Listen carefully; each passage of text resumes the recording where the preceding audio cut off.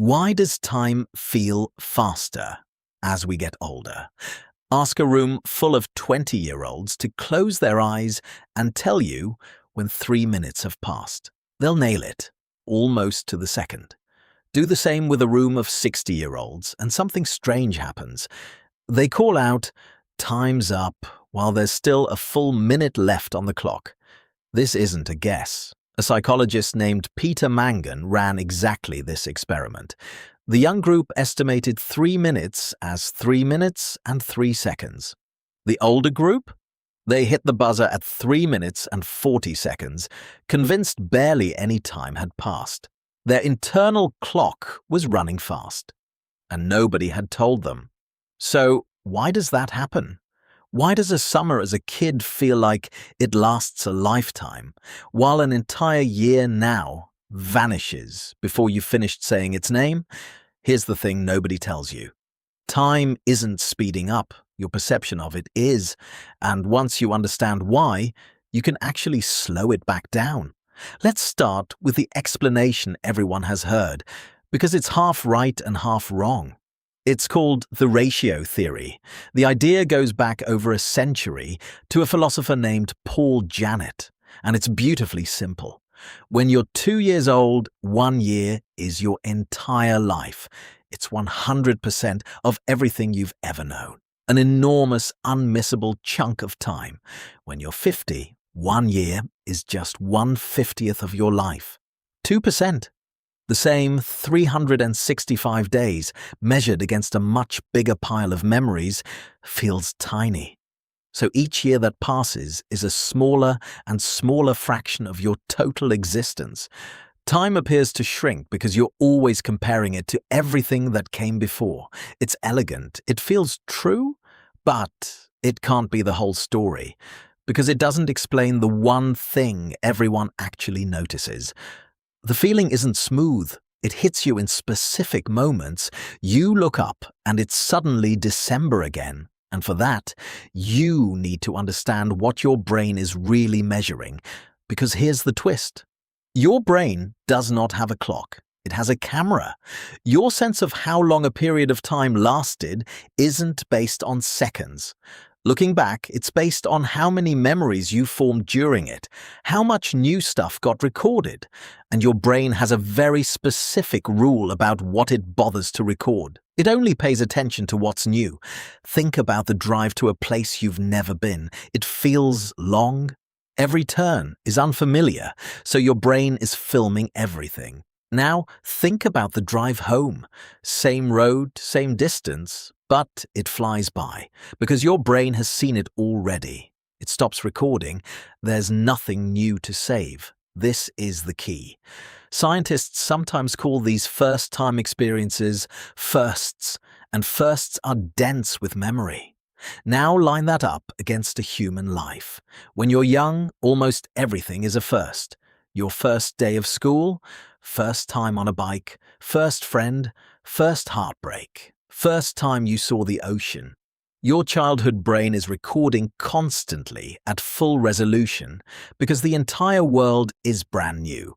So when you look back on a single childhood summer, it feels enormous. Not because it had more hours, but because it's packed wall to wall with vivid first-time memories. Your brain saved thousands of frames. Then you become an adult, and your life becomes efficient. You wake up at the same time, take the same route, see the same faces, do the same job.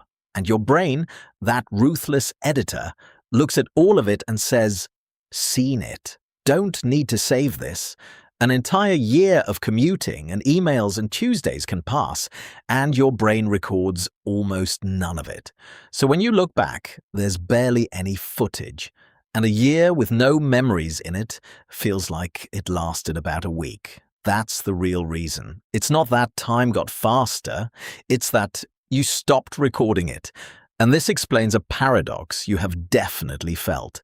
Think about the most boring afternoon of your life, stuck in a waiting room, staring at the wall. In the moment, it crawls, it feels endless. But look back on it a week later, and it has vanished into nothing because you formed zero memories. Meanwhile, a thrilling week of travel flies by while you're living it. Yet in memory, it stretches out for what feels like a month. This is the holiday paradox. Time in the moment and time in memory run on completely opposite rules, and it's memory that wins. It's memory that decides how your whole life felt, and there's a chemical layer underneath this that makes it even worse. When you're young, your brain is flooded with dopamine, and dopamine is deeply tied to how you track time. As dopamine levels naturally decline with age, your internal clock literally ticks slower, which, paradoxically, makes external time feel faster.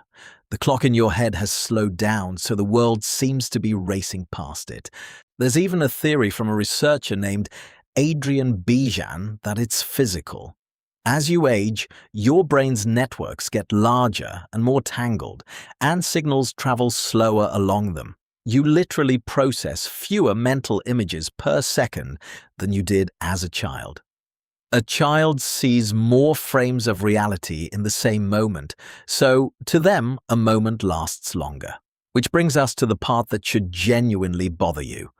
If time feels fast because your days have become routine and unmemorable, then a life on autopilot doesn't just feel like it's speeding up, it's actively erasing itself. You are trading your one and only life for footage your brain has decided isn't worth keeping. But here's the good news, and it's the whole reason this matters. If time speeds up when life becomes routine, then you can slow it back down, on purpose. You do it by giving your brain new things to record. 1. Break your routine, take a different route, try food you've never had. Rearrange the room. Novelty is what your brain films, so manufacture it. 2. Learn hard things. A new language, an instrument, a skill that makes you clumsy again. Difficulty forces your brain back into full recording mode. 3. Travel, even a little. A single weekend somewhere unfamiliar creates more lasting memories than a month of normal life. That's why holidays feel long in memory even when they were short. 4. Be present. Most of routine slips by because you're not actually there for it. You're on your phone, on autopilot. Attention is what turns a moment into a memory. None of this adds hours to your life, but it adds memories. And memories are the only unit of time your brain actually counts. So think back to those 2 rooms. The 20-year-olds, still recording everything, calling out 3 minutes exactly, and the older group running on a clock that had quietly sped up while their days blurred into one another. The difference between them was never really age. It was novelty. It was how much of their life was still worth filming. Time will always feel like it moves faster as you get older, but how fast is not fixed. A forgettable year disappears. A year full of firsts stretches out and stays with you. So the goal was never to have more time. It's to make the time you have memorable enough that your brain refuses to let it go. If this made you want to go do something new today, hit subscribe. It's the whole reason videos like this can keep happening.